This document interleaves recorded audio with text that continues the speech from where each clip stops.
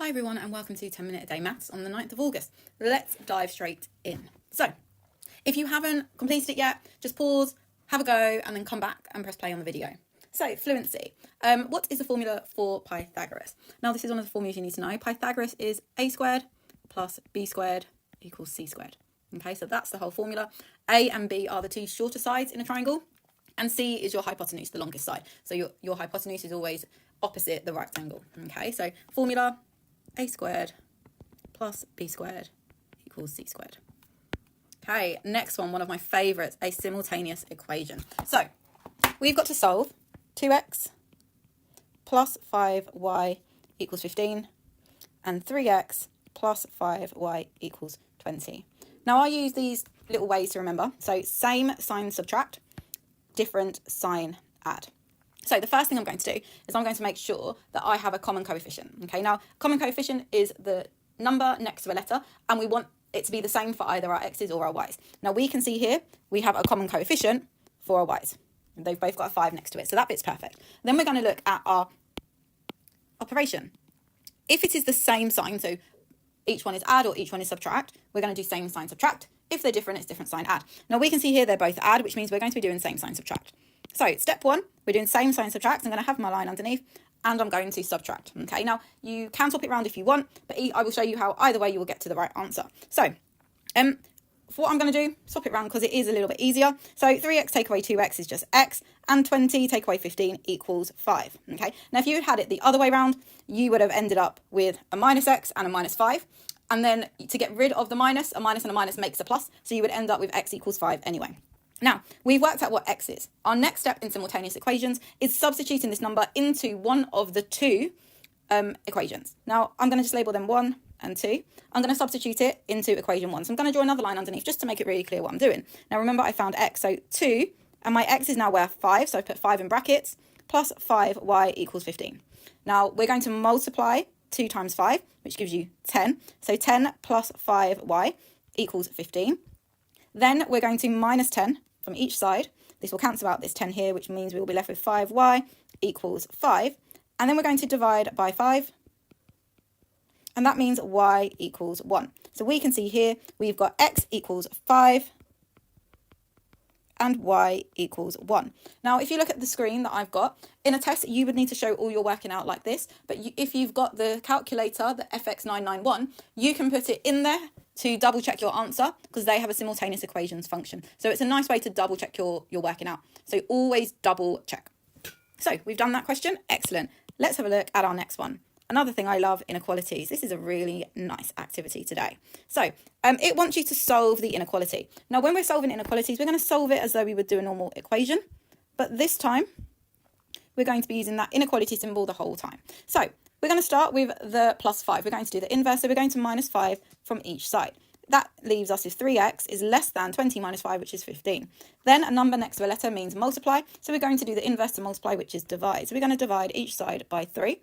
Which will leave us x is less than 15 divided by 3, which is 5. So the answer to here is x is less than 5. And you can see those steps there. Okay, let's have a look at the next one. Problem solving. Pauline buys 2 cakes and 2 teas for £8. Alex buys 3 cakes and 2 teas for £10. How much is 1 cake? Now this is problem solving, but it's also a simultaneous equation. So I'm going to write it out like a simultaneous equation by using the information that I have. So I've got Pauline. Okay, she's my person at the top. And then I've got Alex. Okay, so Pauline buys 2 cakes. I'm going to use 2C and 2 T's. So equals £8. So that's how much Pauline spent. And Alex buys 3 cakes and 2 T's. And that is £10. Okay, so now you can see here, this is my simultaneous equation. I've just had a go at solving it in my fluency. So now I'm going to have a go and follow those steps. So let's have a look at the first one. 8, 10, 2T and 2c and 3c. Now, our first step was to find a common coefficient. What we do, our 2t's are the same. Then we're going to check whether we're going to do same sign subtract or different sign add. Well, both of my symbols are add, which means we're going to do same sign subtract. So I'm going to subtract them. And again, remember, I can swap them around. So 3c take away 2c is c. And then 2t take away 2t cancels out. And 10 take away 8 equals 2. So that tells me that 1 cake equals £2. But I can double check because remember, I want to make sure I've worked out t correctly as well and I know how much t is. So I'm going to substitute it in to my first question. and see if I get it right. So 2 times 2 is 4, plus 2t equals 8. Take away 4 from each side. Divide by 2. So then we've got t equals 2. So we can see a cake equals £2. And again, if you just have a look using that FX991 calculator, I can put both into it and it will tell me if my answer is correct. Okay, let's have a look at the next one here. Okay, we've got a problem solving question and we have a right angle triangle and it wants us to find the length of y to one decimal place. Now, because it's a right angle triangle and I have 2 measurements, I'm going to be using Pythagoras. And if you remember, Pythagoras is a squared plus b squared equals c squared. And c squared is the longest line, which is opposite my right angle. Now, because I have my c squared already, I'm going to substitute what I have and don't have. So I don't have a squared, that's going to be my y. I've got b squared, which is 10 squared, equals 13 squared. Now, if I want to find out a, I'm going to have to use the inverse to solve that, which means I'm going to be doing 13 squared, take away 10 squared, and that will give me a squared. Okay, now in your calculator, you can write this using the short method, which means you just square root 13 squared minus 10 squared, and that will just give you a. So you can have a look on the calculator as I do it. I'm doing my square root. I'm putting 13 squared, take away 10 squared, and that gives me 8.30662 ... Now it wants it to one decimal place. So here's my decimal point. This is one decimal place. I'm going to draw my line after it. I need to look at this number here to the right of it to decide whether I'm keeping that 3 the same or rounding up. So remember, 4 or less, it's going to stay at that 3. Or if it's 5 or more, you're going to raise the score to the next one. It's 0, which means my answer for y is just going to be 8.3 centimetres. So we can see how we've done it there.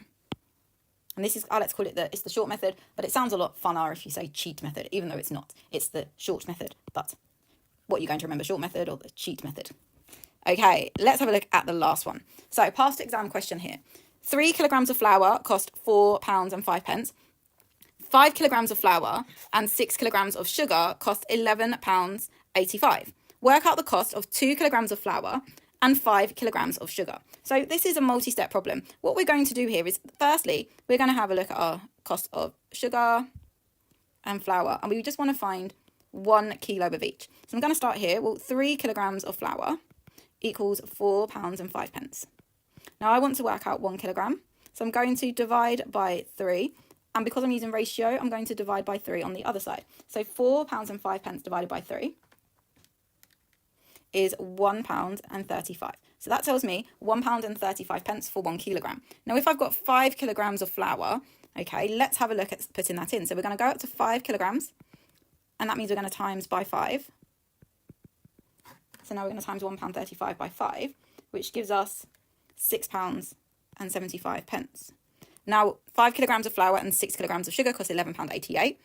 So I'm going to just do a subtraction to work out how much 6 kilograms of sugar costs. Okay, so I'm going to have £11.85, take away my £6.75 pence. Okay, because I want to work out the price of the sugar.